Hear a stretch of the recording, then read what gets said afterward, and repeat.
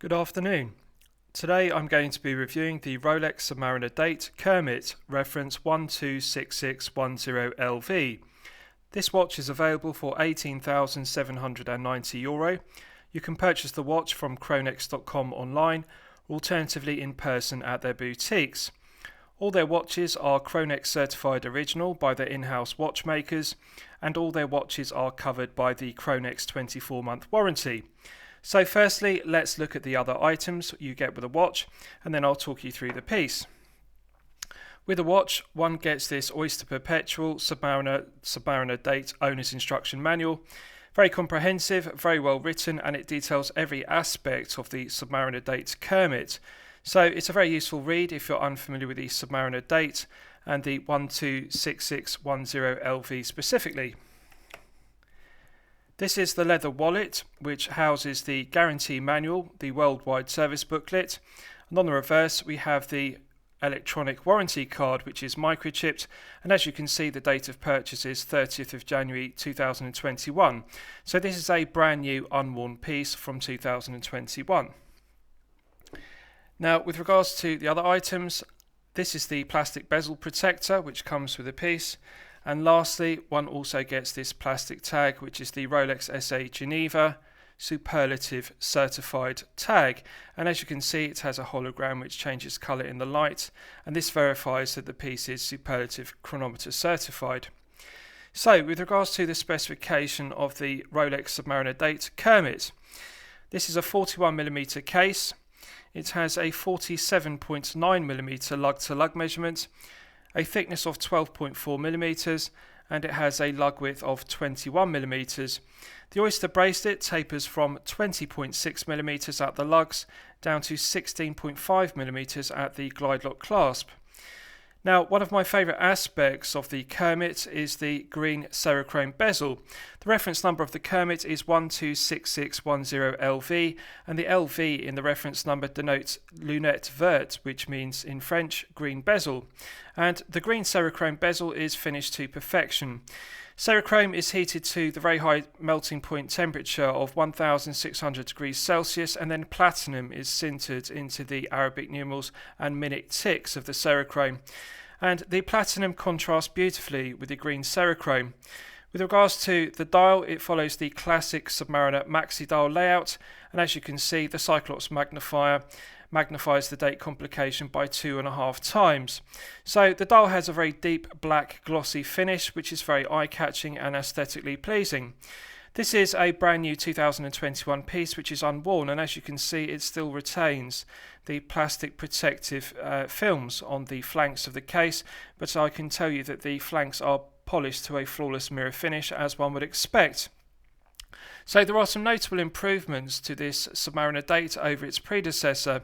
The case has been increased to 41mm and also the lug width to 21mm respectively.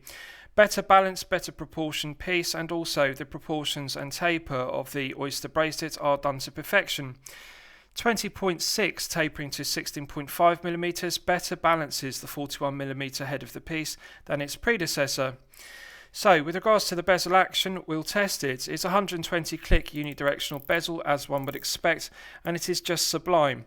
This is something that Rolex do better than any other watch brand. The bezel action is absolutely flawless.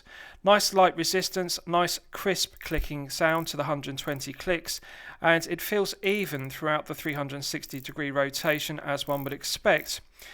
Sharp teeth to the bezel, which mean it's very tactile and also very grippy, and it's just an absolute pleasure to operate the 120 click unidirectional bezel. No lateral side to side play and no back play whatsoever, so really perfect bezel action. And needless to say, the alignment of the lume pip and triangle at 12 o'clock align perfectly with the 12 o'clock index on the dial. Now, a notable upgrade is to this Submariner date. It has anti-reflective coating on the underside of the sapphire crystal. The previous version of the Submariner date only had AR coating on the underside of the Cyclops magnifier, but it did not have AR coating on the underside of the sapphire crystal itself. So as you can see, the anti-reflective coating is very effective when one tilts the piece at an oblique angle in direct light. The AR coating reduces the glare and the highly reflective property of the applied indices, the silver Mercedes hands, and of course the deep glossy black dial. So I think they've made the correct decision by introducing AR coating to the underside of the sapphire crystal as well as the Cyclops magnifier, which offers 2.5 times magnification.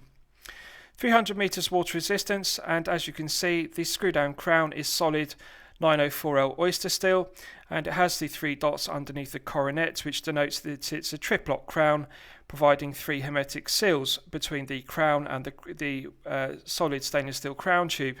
When one unscrews the screw down crown, it's an absolute pleasure. Silky smooth threading, characteristic pop of the caliber 32-35 movement, absolute pleasure to manually wind the movement to top up the power reserve to its maximum 70 hours.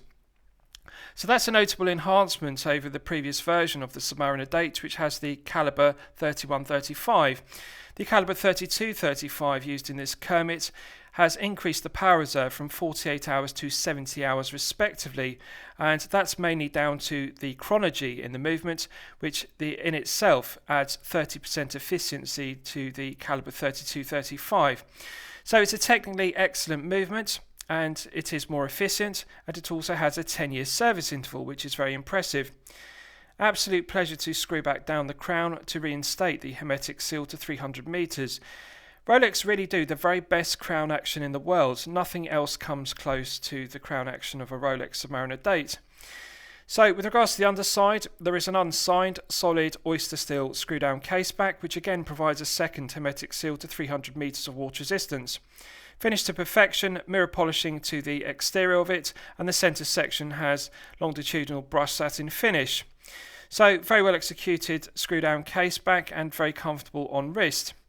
Now with regards to the bracelet, the luster of the 904L oyster steel is absolutely beautiful to look at. As you can see, when I tilt it in the light, it's just perfection.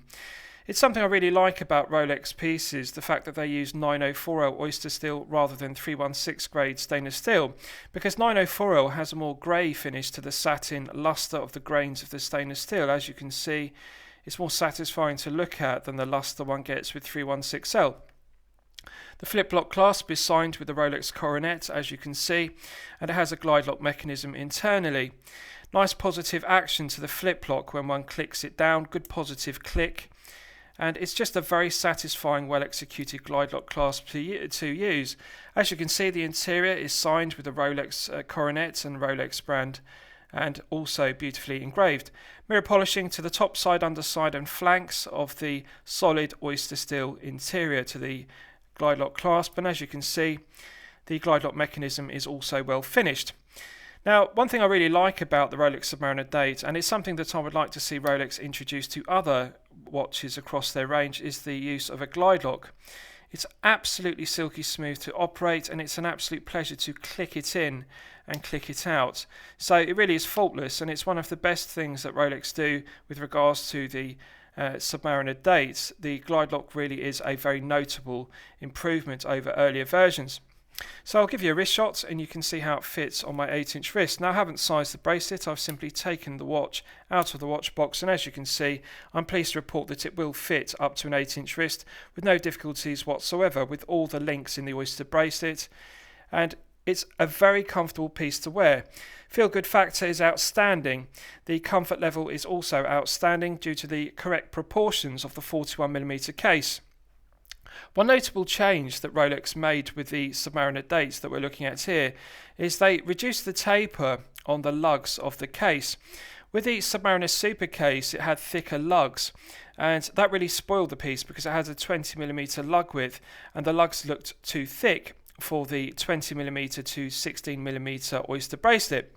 But with this Kermit, they've got the proportions better because they've tapered the lugs more, they're slimmer, and as you can see, the 21mm lug width really does balance the 41mm head of the piece better.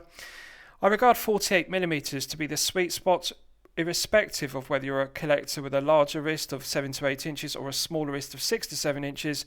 So at 47.9mm, it is close to the 48mm perfection when it comes to lug measurement. Very comfortable piece to wear for long periods of time, and it is very low profile on the wrist because it's only 12.4mm thick. So it will easily slip underneath a shirt cuff if you wear business shirts. This is the perfect daily wear piece. It feels very balanced on wrist because 41mm head of the piece balances very well with the 20.6mm taper tapering down to 16.5mm at the glide lock clasp. The glide lock clasp has also been scaled up in proportions. It's wider than its previous version. So the wider glide lock and also the wider bracelet really does balance the head of the piece better than the Submariner Super case used in the previous version. I'm sure you'll agree that the green Serichrome bezel inlaid with platinum contrasts beautifully with the glossy black dial. It's just an absolute delight to look at, and I just love everything about it. This really is perfection when it comes to Rolex Submariner dates. It's one of the greatest Rolex watches ever made. So let's do a lume test and we'll see how the lume performs when it's charged up to its absolute maximum. So the Submariner date uses Chromolite, which is the very best of Swiss lume. So I'm going to charge it up as always using my 100 UV LED torch to its absolute peak performance. Right, so that's now fully charged, and as you can see it has not disappointed. This is the very best lume in the world, Rolex Chromolite. Nothing comes close. This is 10 out of 10 quality Swiss lume. It's glowing very brightly and it's glowing for a good length of time. I really do not think there is another watch brand that can surpass Rolex Chromolite lume. It is just incredible. And as you can see on the bezel we have a lume pip, and that is also glowing very brightly, as are the Mercedes hands and the applied indices. Absolute pleasure to look at, and it's got a very aesthetically pleasing characteristic blue tone to the Chromolite. So very impressive. It's something that Rolex do very well. Now with regards to the heft of the piece, it is a significantly heavy piece. 159 grams of heft with all the links in the Oyster bracelet. Now bear in mind that that will reduce if you remove the links from the Oyster bracelet to circa 150 grams, which is what one would expect for a 41mm solid Oyster steel case. However, although it's 159 grams, it does feel very well balanced on the wrist because 41mm balances very well with the 20.6mm bracelet tapering down to 16.5 as I've discussed. Now with regards to the movement used, the caliber 3235 is one of my favourite aspects of the Kermit. It is a 10-year service interval movement, which is very impressive. It has 31 joules and it runs at 28,800 vibrations per hour and a frequency of 4 Hz. It has a 70-hour power reserve, and as I've discussed, that is a notable improvement over the previous version, the caliber 3135, which had 48 hours of power reserve. So the 30% more efficient chronology is responsible for that gain from 48 hours to 70 hours of power reserve, and also it has hand winding and hacking, which are useful complications. Quick set date complication, and it is COSC chronometer certified to -2 to +2 seconds per day, and then it's also certified as a superlative chronometer by Rolex themselves after casing. So -2 to +2 chronometer accuracy, 70-hour power reserve and 10-year service interval. A technically excellent movement, one of the greatest movements that Rolex has ever made. So lastly, I'll surmise the piece. What do I think of it overall? Well, when I'm considering reviewing a watch on my channel, the watch should meet 2 criteria. It should be both excellent quality and excellent value at the respective price point. So the price point of this Kermit is €18,790. Yes, I consider it to be excellent quality, and yes, I consider it to be excellent value. Now, €18,790 is significantly more than the retail price, but bear in mind that this is a very strong investment piece, incredibly difficult to purchase from Rolex authorised dealers, and that is why it is worth paying a premium over retail to buy the piece now from Chronex.com rather than trying to buy it from a Rolex authorised dealer. So yes, it is an expensive piece, but it is a very strong investment piece, and therefore it is very sought after by purist Rolex collectors, and that justifies the premium over retail.